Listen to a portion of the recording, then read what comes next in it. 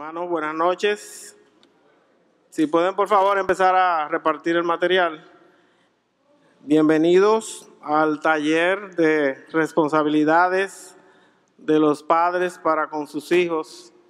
Y estamos entregando el material. Si alguien necesita un bolígrafo, el hermano Wilfredo está allá atrás. Y entonces ustedes pueden levantarle las manos. Tenemos pocas cosas que llenar. Así que los bolígrafos son poquitos, se los pueden repartir, se los pueden compartir. Y estos son los bolígrafos de doña Nelly, que yo no le dije nada.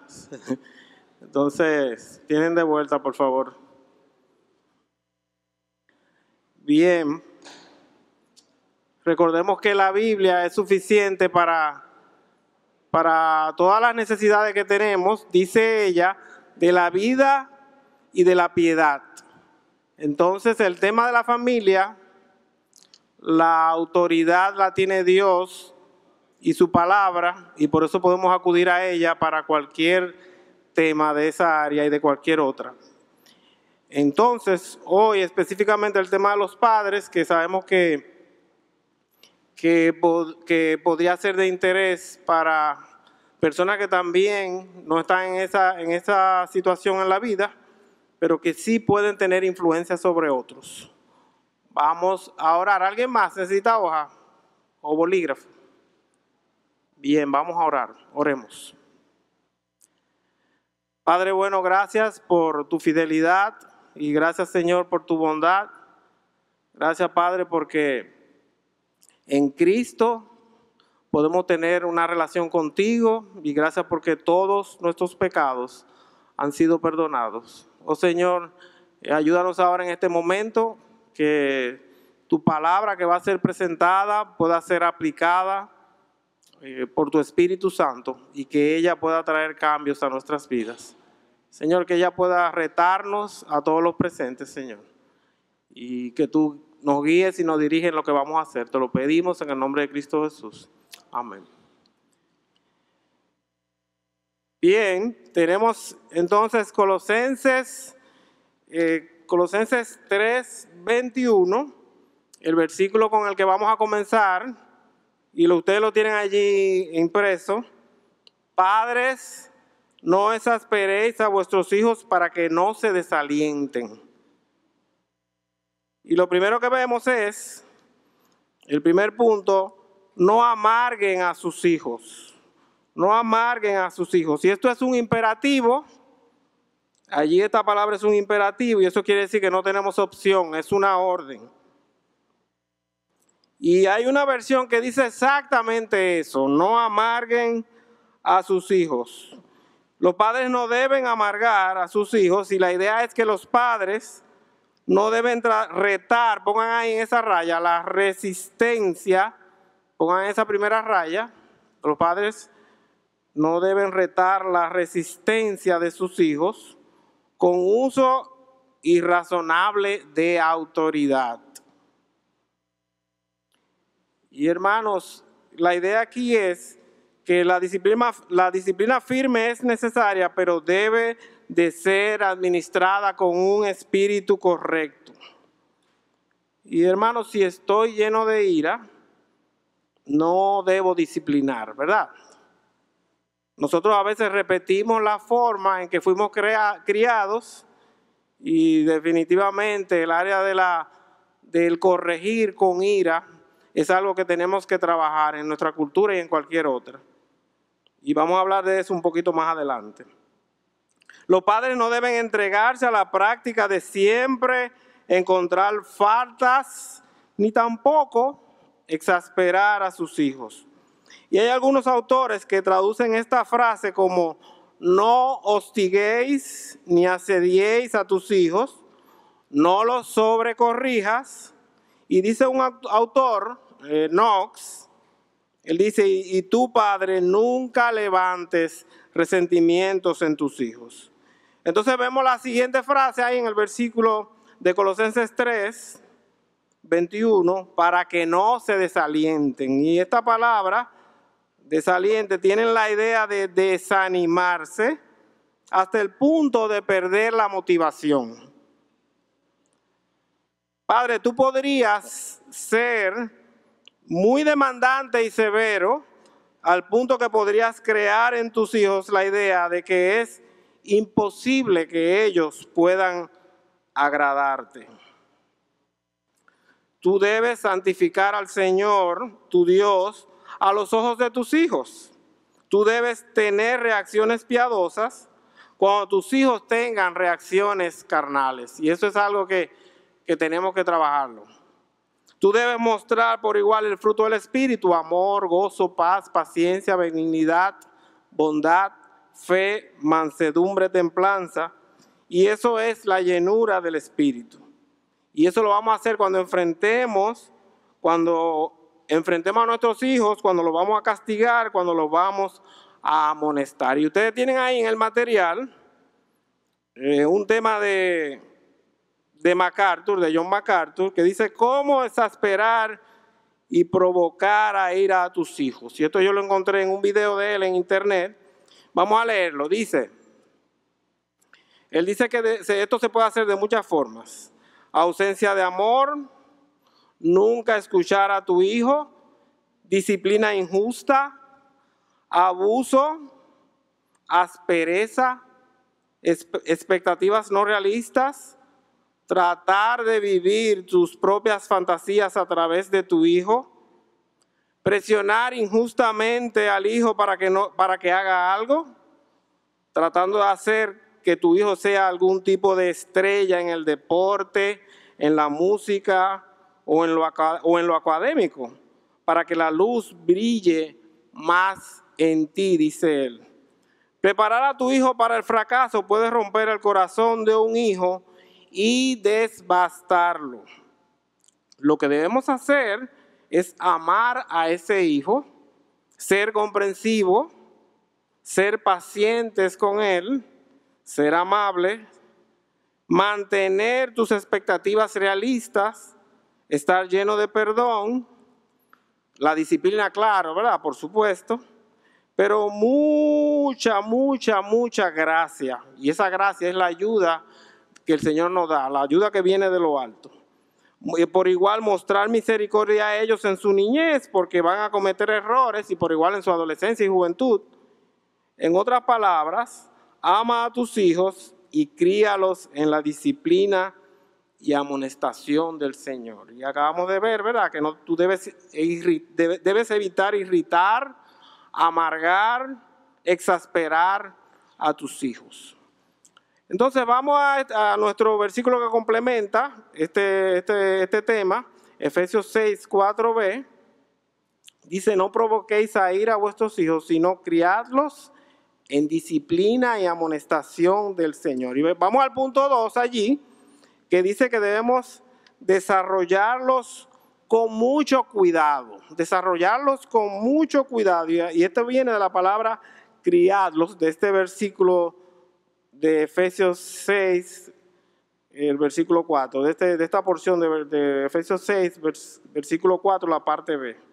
Y esta palabra criadlos significa sustentar, nutrir, amarlos generosamente. Y la idea es que debemos desarrollar a nuestros hijos por medio de mucho cuidado, con amabilidad y con simpatía. Y una ilustración interesante, dice Hughes en uno de sus libros, dice él: cuando era adolescente, el padre de mi mejor amigo era todo un hombre. Él había servido durante 32 años en la Guardia Costera como suboficial ayudante del contramaestre. Era un hombretón y en su juventud se había enfrentado en boxeo a Joe Louis. Los oficiales se adelantaban a saludarlo cuando lo veían en la calle, pero a veces ser rudo y revoltoso. Él era rudo y revoltoso, pero ¿saben cómo llamaba él a su hijo? Un hijo que pesaba muy pocas libras, bien delgadito. Él le decía: David querido. Y a mí me llamaba Ken querido.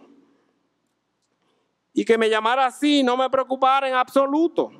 En realidad me hacía sentir muy bien. Él no era de los que creían que los hombres machos nunca muestran afecto. En realidad todavía besa a su hijo adulto, que también era todo un hombre. Hermanos, cada progenitor, tienen ustedes ahí en su hojita, debe ser tierno dando cariño y abrazos a sus hijos, sean niños, adolescentes o adultos. Y ustedes dirán, bueno, a veces ellos no quieren. Bueno, pero nosotros ponemos de nuestra parte, ¿verdad? Por igual, la ternura, pongan esa raya, por favor, la ternura verbal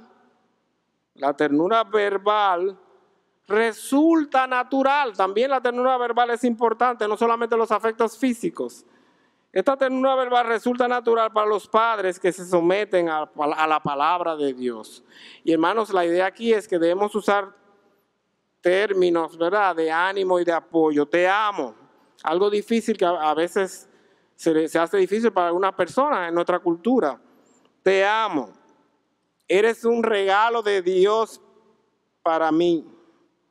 El Señor te dio tal o cual capacidad. Hermanos, en contra de todo lo contrario, cuando usamos palabras, burro, animal, idiota, definitivamente tenemos que usar palabras que edifiquen, ¿verdad? Que muestren ternura verbal y que eso va a resultar, como dijimos, natural de las personas que están andando en el espíritu, de los padres que se someten a la palabra de Dios. Bien, vamos al punto 3. Y tenemos allí, el punto 3 dice, disciplinarlos por la amorosa corrección hablada y física. Y esto viene de la palabra disciplina. No provoquéis a ir a vuestros hijos, sino criarlos en disciplina y amonestación del Señor. Y esta palabra, disciplina, enfatiza la instrucción por medio de la corrección. Y habla de enseñanza, disciplina y de castigo. Y dice Taylor en su libro La familia cristiana auténtica, dice, los padres somos los moldeadores del carácter de los hijos.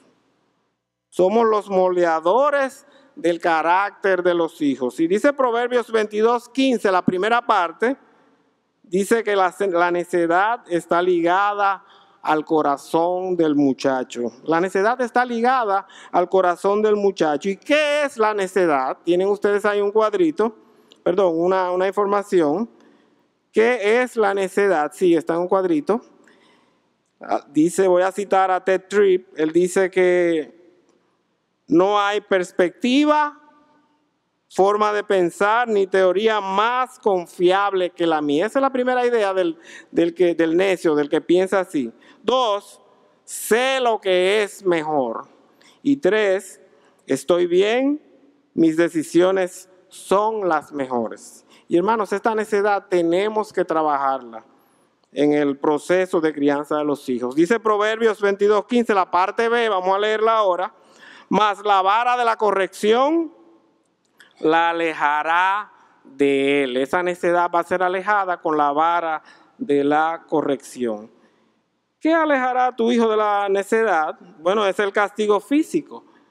El castigo físico. Y dice Bruce Narramore, un psicólogo cristiano de la escuela conductivista, él dice erróneamente, oigan esto, él dice que la corrección física o las pelas son el último recurso después que todo ha fallado. ¿Qué ustedes opinan de eso?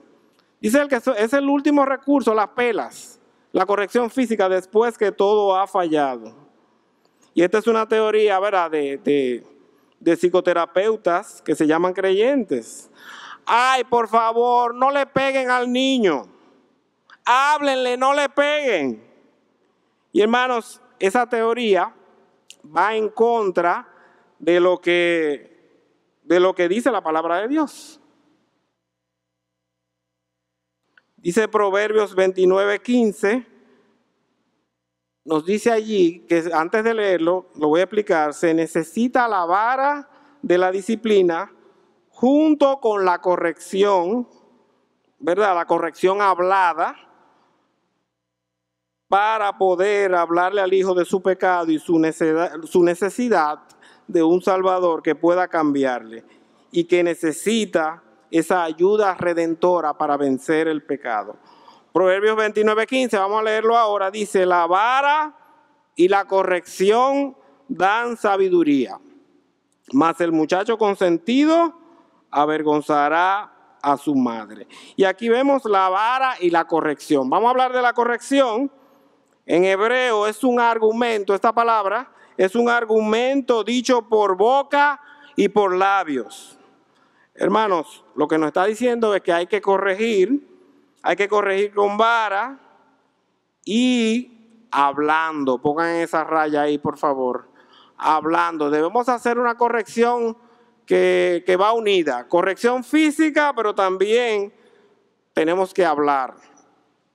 Eso es lo que nos dice esta palabra en hebreo, corrección. Y mira, mi hermano, mi hermana, si tú tienes dudas de si es peligroso o no corregir físicamente a tu hijo, vamos a Proverbios 23:13, ustedes lo tienen ahí, tienen la cita, la referencia, Proverbios 23:13 y 14. Y es otro versículo que calma cualquier temor sobre el uso del castigo físico como disciplina. Proverbios 23:13 y 14. Dice así: no rehúses corregir al muchacho, porque si lo castigas con vara, no morirá. Lo castigarás con vara y librarás su alma del Seol. Y estamos mirando, hermano, que es un balance, ¿verdad? Dijimos hace un rato que debe haber una actitud cariñosa de amor, ¿verdad? Sin poner caras y mostrando ese amor vocal, pero también debe haber castigo físico. Y hay un impedimento al castigar a los niños, o que yo llamaría holgazanería, que impide que los padres corrijan a sus hijos. Y miren, el profesor Meisak nos compartió esto en clase y a mí nunca se me ha olvidado. Interesante este proceso. Cuando tu hijo tiene, vamos a suponer que de 3 a 7 años, y él está en medio del culto y hace una majadería en medio de la predicación, y hay una tendencia que eso implica que tenemos que hacer un proceso. Eso implica que tú tienes que dejar de escuchar la prédica, tomar al niño, dejar tu asiento y pararte, ir al baño y decirle en una forma amorosa lo que él hizo mal. Y decirle que tú lo amas y que tú tienes que hacer algo que el Señor demanda. Y al repetir este proceso varias veces, tú le vas a preguntar qué es lo que el Señor quiere que yo haga, y él va a aprender que el Señor lo que quiere es que le castigue físicamente. Va a llegar un momento que lo va a aprender, ¿verdad? Al principio no va a ser fácil. Entonces, tú le vas a explicar que tú lo estás disciplinando porque Dios lo demanda así. Y allí, a puertas cerradas, nunca lo vamos a hacer en público, ¿verdad? Es muy dominicano eso, de tirarle una galleta a un muchacho en medio de la gente para que vean que yo lo estoy corrigiendo, o darle una pela, o levantar la voz delante de la gente. No, vamos a hacerlo a puertas cerradas, con quizá una paleta de madera, o quizás, eso tenemos que evaluarlo, ¿verdad? El tipo de objeto que vamos a usar, porque tenemos que ser cuidadosos, pero lo vamos a castigar en su parte acolchada trasera, ¿verdad? Hasta que se arrepienta, o hasta que él entienda, que podamos conversar de que él entienda que lo que él ha hecho está malo. Luego vamos a orar con el niño. Oigan qué proceso. Vamos a orar con el niño, y después que él pide perdón a Dios y a usted, entonces usted le ama, lo perdona y le da besos y abrazos. ¿Qué le parece este proceso? Entonces, yo les digo esto, que realmente es algo que toma mucho tiempo, y que muchas veces no estamos dispuestos a hacerlo, y el Señor nos lo demanda. Y esto debemos hacerlo, repito, sin ira, sin poner cara dura, y no lo vamos a hacer ni por desquite ni por venganza. Y esto implica también que los padres van a tener que a veces molestarse, ¿verdad? A veces los padres no quieren molestarse y prefieren no hacer todo este proceso. Pero a veces también, hermanos, la molestia va a implicar el tener que enfrentar en amor a otras personas que están cerca, que son familiares, que no están de acuerdo con el proceso, quizás a los abuelos a veces, o al tío o la tía, o a otros creyentes, o amistades, o vecinos. ¿Por qué? Porque ellos están apoyando la majadería del niño y te acusan de ser muy estricto. Entonces, esto nos pone a pensar, hermano, que la crianza es un proceso que demanda mucha sabiduría bíblica. Donald y Viviana Bond son ex misioneros en Perú y en su manual La Familia Cristiana, un manual que me llegó a mí por el pastor Víctor Martínez, que hace unos años él nos lo donó, dice La Familia Cristiana, el manual, dicen ellos que es injusto dejar de enseñarle al niño la consideración y el respeto al derecho de los demás. El egoísmo, dicen ellos, necesita ser reprimido desde temprana edad para que el niño aprenda a autodisciplina. Y hay adultos engreídos que no se les reprimió su egoísmo a temprana edad. Vamos a ver, de los siguientes casos, ¿cuáles hablan de niños que traerán vergüenza a sus padres porque son hijos consentidos? Vamos a ver el primero. Andy conversa con sus amigos durante el culto de la iglesia y su padre no se lo toma en cuenta. B. Manny, que en una casa ajena, comiendo, dice que no come habichuelas y vegetales porque no le gustan. C. Cuando Pablo visita con su mamá una casa ajena, juega con cualquier objeto de la casa. D. Otto sigue gritando a su padre aunque éste esté conversando con un amigo. E. Elsa fastidia a toda visita que llega a la casa para que juegue con ella. F. Juan nunca deja que otros niños jueguen con sus juguetes. Eso es un caso típico, ¿verdad? G. Oscar oye la orden de su padre, pero no se para porque está viendo televisión. Respuesta. ¿Cuáles de estos casos hablan de niños que traerán vergüenza a sus padres porque son hijos consentidos? Definitivamente todos, así es, todos. Y esto, hermano, también nos pone a pensar de las áreas que tenemos que trabajar con nuestros hijos. Y con las personas que están cerca de nosotros también, ¿verdad? Con los hijos que nos ha tocado tener cerca. Dicen los Bond que la falta de disciplina causa falta de respeto del niño a sus padres y hacia toda autoridad. Cuando un niño logra desafiar con éxito a sus padres, empieza a reírse de su autoridad y empieza a adquirir un desprecio natural por sus padres. El niño piensa, dicen los Bond, Donald y Viviana Bond, los ex misioneros en Perú, autores del manual de familia cristiana, los manejo como quiero. Seguro que me quieren, pero creo que me tienen miedo. Miren, tal niño falta de respeto hacia sus padres. Cuando ese niño llegue a la adolescencia, ¿aceptará el consejo de sus padres y de otras autoridades? No, tampoco. Tampoco va a respetar a los demás por su egoísmo. Bien, vamos entonces a nuestro punto número 4.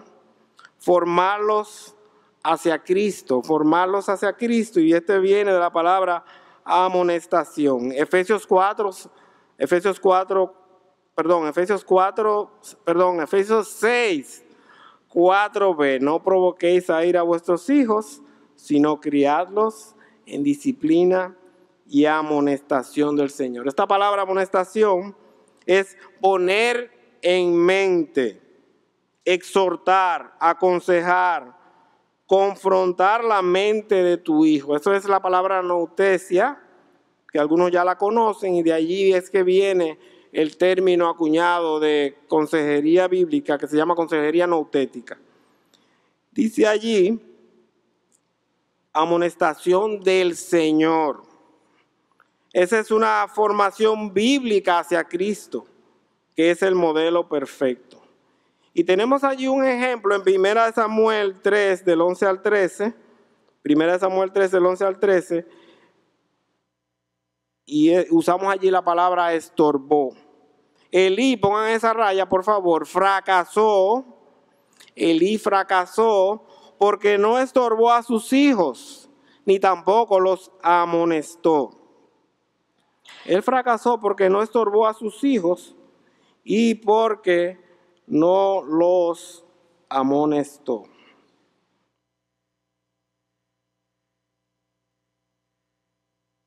Y esta palabra estorbar en la versión griega del Antiguo Testamento tiene la misma raíz que amonestar de Efesios 6:4.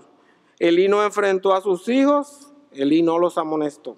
A ver, un papá creyente pasaba poco tiempo con su hijo, que comenzaba ya los años de la adolescencia. Y este jovencito empezó a ver, ese papá empezó a ver tendencias no piadosas en el carácter de su hijo. Y esto preocupó en gran manera a su papá.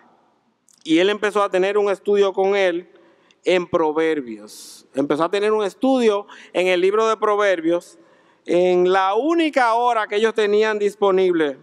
Y era de 4 de la mañana a 5 de la mañana. Un tremendo, ¿verdad?, esfuerzo y sacrificio.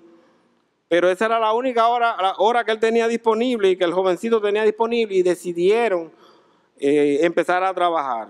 Y poco después, cuando ellos terminaban, el padre partía para el trabajo.